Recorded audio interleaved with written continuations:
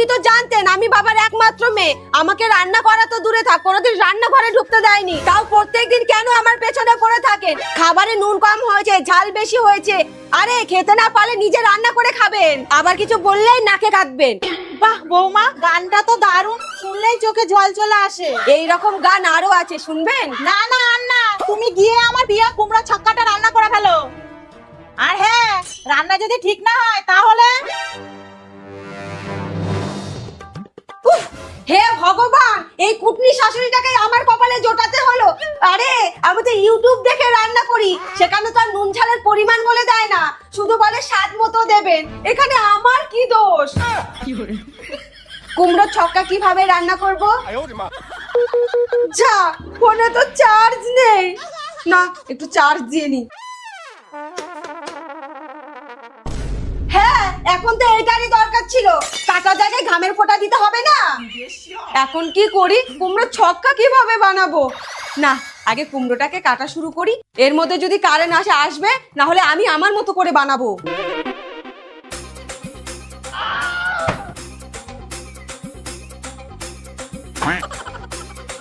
বৌমা খেতে দাও। কিরে বাবু, খেতে আয়। আজকে শুনলাম কুমড়োর ছক্কা হয়েছে, তাড়াতাড়ি দাও।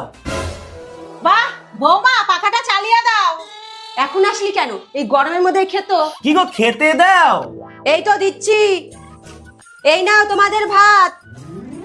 আর এই যে এর মধ্যে কুমড়োর ছক্কা আছে। মা, কে বলবেন কিন্তু কেমন হয়েছে?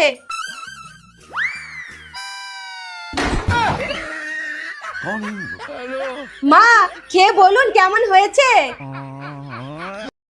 সবার প্রথমে আপনাকে ভিডিওটিতে একটি লাইক করতে হবে এবং নিচে থাকা লাল সাবস্ক্রাইব লেখাটির উপরে ক্লিক করে পাশে থাকা বেল আইকনটি চালু করে দিতে হবে।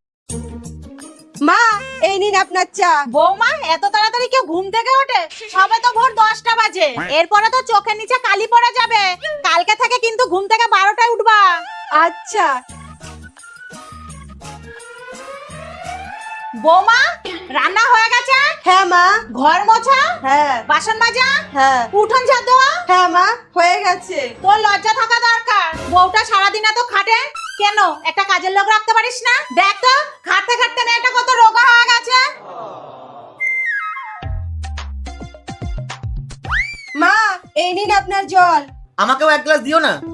বৌমা দাঁড়াও। বাবু, তোর হাত দুটো দেখা তো। আরে বাহ, তোর হাতে তো 10টা আঙ্গুল আছে, আর গেলাস তুলতে তো 5টা আঙ্গুল লাগে। নিজে গিয়ে নিয়ে নে।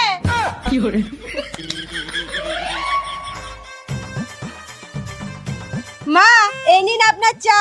দেখ, মহারানীর এখন সময় হয়েছে চা নিয়ে আসার। তুই বল, বেলা 7টার সময় কোন বাড়ির বউ ঘুম থেকে ওঠে? আর একটু পরেই তো খেয়ে আবার ঘুমাতে যাবে। কালকে থেকে ভোর 5টায় উঠবো।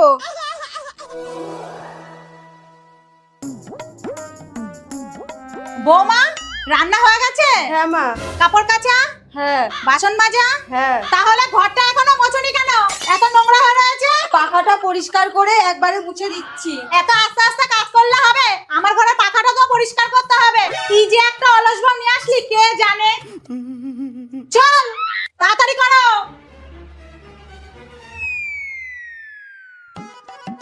এই নিন মা আপনার জল। আমাকেও এক গ্লাস দিও তো।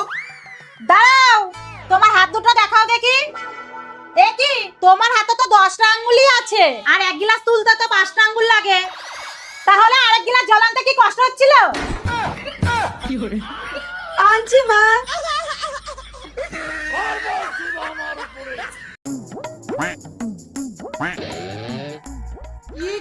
এই মেয়েটা পুরো পাগল হয়ে গেছে।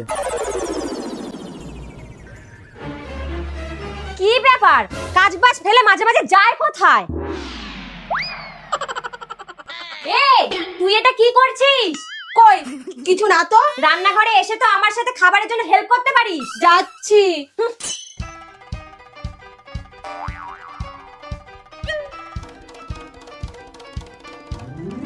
কই, দেখি খেতে হবে। আমি তোকে খাবার বানানোর জন্য হেল্প করতে বলেছি।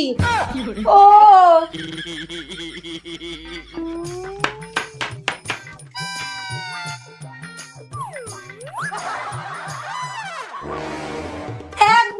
একবার নিয়ে চলো না, এটা আমার স্বপ্ন। আমার কাছে সময় নেই, তুমি বৌমনিকে গিয়ে বলো। তাহলে তাহলে তুমি দিদিকে বুঝিয়ে বলো। স্বপ্ন পূরণ করতে হলে নিজেকে পরিশ্রম করতে হয়, বুঝলা?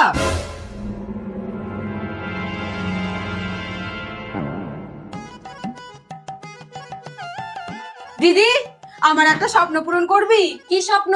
এই দেখ। ব্যাস এইটুকু ব্যাপার? চল আমার সাথে। চল। কোথায় নিয়ে যাচ্ছিস? তো স্বপ্ন পূরণ করতে। বল, দড়ি কোথায় বাঁধবো? পায়ে। তুই শাড়ি পরে আছিস, পায়ে কিভাবে বাঁধবো? পায়ে হবে না। তাহলে হাতে? না, হাতে বাঁধা যাবে না। দেখবি হাত খুলে তুই নিচে চলে গেছিস। তাহলে ছেড়ে দে। আরে এইটা তো তোর স্বপ্ন। নে, লাফ মার। তোরও স্বপ্ন পূরণ আর আমারও স্বপ্ন পূরণ।